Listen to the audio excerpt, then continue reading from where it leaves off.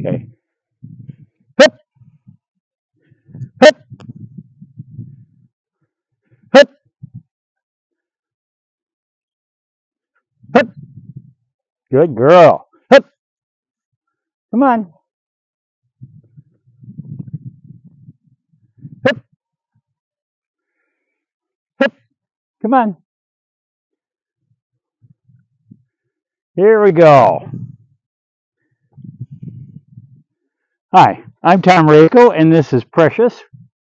Her legal name is Guardrail Silver Arrow. She's an American bred pointer. She's 13 weeks, 2 days. And what I'm doing here is teaching her a little bit of quartering technique. Now, most of this is just in their blood, they're bred, but I'm trying to help her out because as time goes on, I'll want to direct her to certain areas. And what I was doing here is as she would go back and forth, I would yell hup and then give it a pull. And then the other way, I would yell hup and then give it a pull. And so pretty soon she won't need to pull. When I say hup, she'll turn. I'll say hup, she'll turn back. And after a while, I'll just be able to signal with my hands. And you could, this is just one of the ways you can train them to do this, although most of it is built within them. We'll just put it that way, right?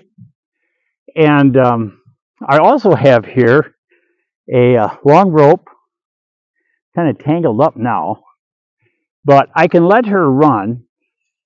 And, you know, I can't run as fast as I used to. I've got a limp, and she's younger than I am. But this rope allows me to be in control of her, or for her to know that I can catch her wherever she's at. And so that's something that helps. And you can bring her to you, call her. It's one way of also helping them to learn to come. And she has to learn that yet. In fact, she almost got hit by a car the other day at a gas station. There was I went to let her out. I took her over to a little grassy area, carried over. I didn't have the leash available, and she did her potty, and she went running back to the car, and another vehicle was pulling in. Fortunately, somebody ran out and stopped the car, and so I'm thankful for that. But so it's a safety feature as well. You know, I want her to know that I know where she's at. And I've already used a beeper collar, not a shock collar, but a beep when I have her running with the other dogs, so I kind of know where she's at. I mean, now I'm out here with her, but, you know, she's not as tall. The grass is higher. She gets harder to see. And you know what?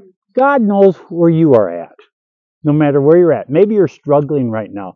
Maybe you're going through a very difficult time. I don't know what it is, whether it's relational or physical or financial, whatever it may be. But God knows where you're at. And He can help you, and He will help you. I think of how in Genesis 2, Adam and Eve, our first parents, they sinned and they tried to hide from God. Well, that's kind of ridiculous, isn't it? I think about Jonah. He tried to flee from the Lord. He was a servant of the God who made the heavens and the earth and the sea and everything in them, but he tried to flee from God. Well, that didn't work out too good. Ultimately, God knew where he was at and got a hold of him.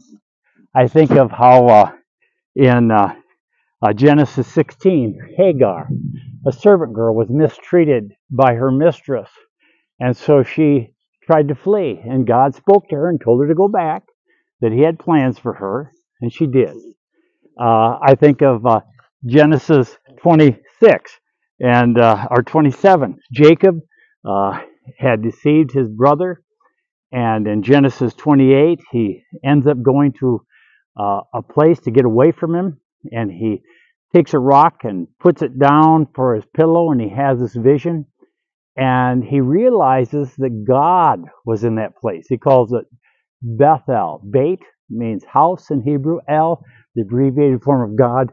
Beit El, Bethel, house of God. And he said, the Lord was in this place and I knew it not. And friend, he's right where you're at. I think of how in Exodus 2, how Moses fled to Midian. He'd killed a man.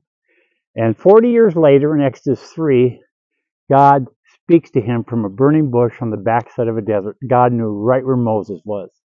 I think of how Saul, who we know as Paul, who ended up writing about half the New Testament under inspiration of the Holy Spirit, he was on his way to Damascus to persecute Christians when suddenly he saw this light brighter than the sun and a voice speaking to him, Saul, Saul, why are you persecuting me? And he said, who are you, Lord? And he said, I am Jesus, whom you are persecuting. The resurrected Jesus knew right where he was at. And God had a plan for his life. God had a plan for Moses' life. God had a plan for Jonah's life. God had a plan for every person's life when these take place. When Hagar, he had a plan for her life, and he has a plan for your life. And I have a plan for this girl, and I'm hoping you'll get to see her point some birds and pointing them by herself, and we'll harvest some birds, and I'm excited. But I can see that she has great potential. And friend, God sees your potential. It's different from anybody else. Every dog is different. Every one of my pointers is different. And every human being is different. And you have gifts and ability that God will use for his glory if you allow him. He has a plan for your life. Well, thanks for joining us. My name is Tom Rako. This is Precious Guardrail Silver Arrow. There's a mosquito on her nose. And hope you go check out the Rock Dove Publications website, rockdove.com. Good girl.